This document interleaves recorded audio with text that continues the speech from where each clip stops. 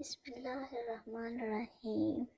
شروع اللہ کے نام سے جو بڑا مہربان نہایت رحم والا ہے۔ السلام علیکم ورحمۃ اللہ وبرکاتہ۔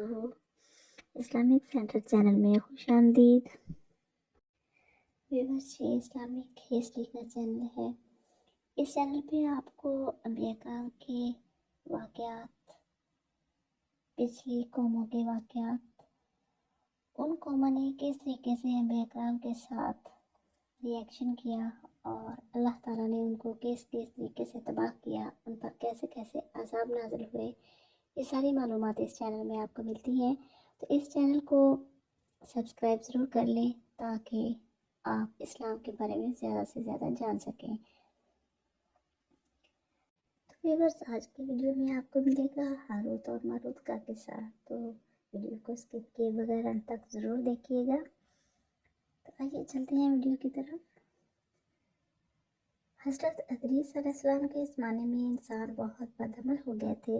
فرشتوں نے بارگاہ الہی میں عرض کیا کہ مولا، انسان بہت بدکار ہے اور یہ خلافت کے لائق نہیں ہے، انہیں معزول کر دیا جائے، یا کم از کم خلیفہ یہ رہیں اور وزیر ہم، تاکہ ہم ان کے بگڑے کام سنبھال لیں۔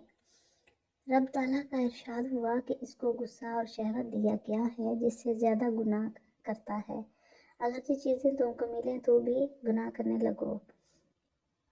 فرشتے بولے کہ مولا کریم، ہم تو گناہ کے پاس بھی نہ جائیں گے، خواہ کتنا ہی غصہ اور شہوت ہو۔ حکم ربی ہوا کہ اچھا تو تم اپنی جماعت میں سے اعلیٰ درجہ کے پرہیزگار فرشتے چھانٹ لو، ان کو غصہ اور شہوت دے دیتے ہیں، پھر امتحان ہو جائے گا۔ چنانچہ ہاروت اور ماروت، جو بڑے ہی عبادتگزار فرشتے تھے، انتخاب میں آ گئے۔ حق تعالیٰ نے ان کو یہ چیزیں یعنی غصہ اور شہوت دے کر شہر بابل میں اتار دیا اور فرمایا کہ تم قاضی بن کر لوگوں کا فیصلہ کیا کرو اور روزانہ اسم اعظم کے ذریعہ شام کو آسمان پر آ جایا کرو۔ یہ دونوں ایک مہینہ تک ایسے ہی آتے جاتے رہے۔ اتنے عرصے میں ان کے عدل و انصاف کا عام چرچا ہو گیا اور بہت مقدمے ان کے پاس آنے لگے۔ ایک روز ایک نہایت حسین و جمیل عورت نے، جس کا نام زہرہ تھا، یہ ملک فارس کی رہنے والی تھی، اس نے اپنے خاوند کے خلاف مقدمہ دائر کیا۔ یہ دونوں اسے دیکھتے ہی عاشق زار ہو گئے اور اس سے برے کام کی خواہش کی۔ اس نے کہا، میرا دین کچھ اور ہے اور تمہارا دین کچھ اور اختلاف ہوتے ہوئے یہ نہیں ہو سکتا۔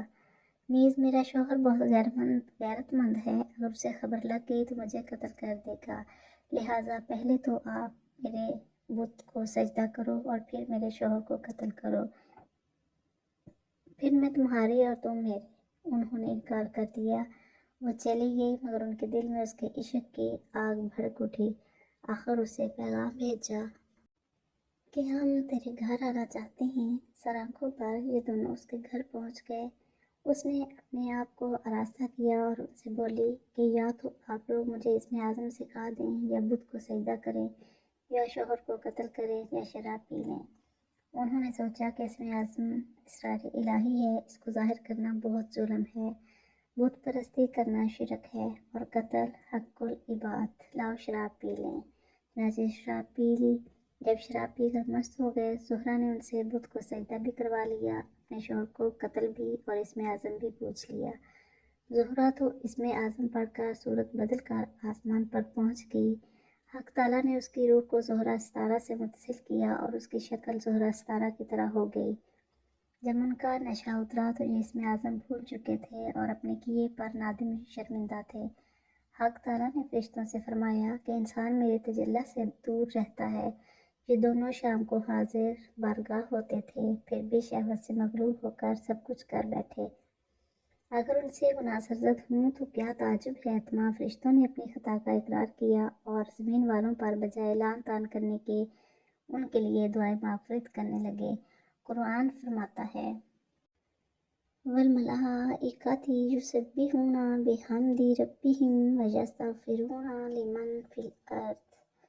پھر یہ دونوں حضرت ادریس علیہ السلام کی بارگاہ میں حاضر ہوئے اور شفاعت کے طالب ہوئے۔ آپ نے ان کے حق میں دعائیں مغفرت کی۔ بہت روز کے بعد حکم الہی آیا کہ ان کو اختیار دیجیے کہ یہ یا تو دنیاوی عذاب قبول کر لیں یا آخرت کا۔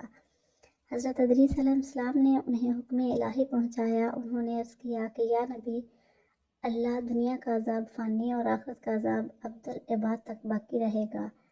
ہم تو دنیاوی عذاب منظور ہے۔ چنانچہ حق تعالیٰ نے فرشتوں کو حکم دیا کہ ان دونوں کو لوہے کی زنجیروں میں جکڑ کر بابل کے کنویں میں اوندا لٹکا دیں۔ اس کنویں میں آگ بھڑک رہی ہے اور یہ لٹکے ہوئے ہیں۔ فرشتے باری باری سے ہر وقت ان کو کوڑے مارتے ہیں۔ سخت پیاس سے ان کی زبانیں باہر لٹکی ہوئی ہیں۔ یہ عذاب قیامت تک ایسا ہی شدید رہنے والا ہے۔